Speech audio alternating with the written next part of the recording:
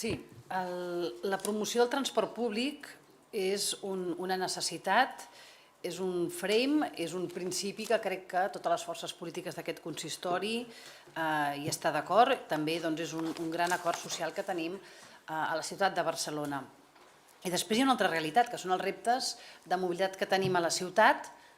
a banda dels que tindrem de revertir tots els desastres que ha fet el govern actual. És evident que un dels grans reptes que tenim és donar resposta als 500.000 viatges d'entrada i de sortida que es fan a la nostra ciutat, que en aquests moments són viatgers que ho han de fer amb el seu transport privat, amb el seu vehicle, perquè no tenen una alternativa real, eficient, que els doni resposta a les seves necessitats en l'àmbit del transport públic. I, malauradament, el sistema de transport públic no dona resposta a aquestes necessitats, en gran part pels greuges de l'Estat respecte a Rodalies i el dèficit d'inversions, però és veritat que des de l'ATM tenim espais, a més, on ens trobem diferents administracions, on podem teixir complicitats, estratègies i definir polítiques de reforç i de promoció del transport públic. I és en aquest sentit que va aquesta iniciativa,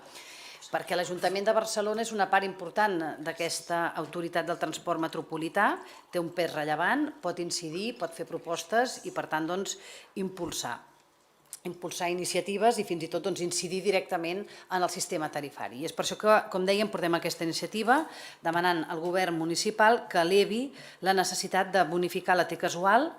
que recordem que és el bitllet, que és la targeta més utilitzada, i la que és complementària, a més, a altres títols, i que, per tant, creiem des de Junts per Catalunya que no és de rebut que es penalitzi en els seus usuaris.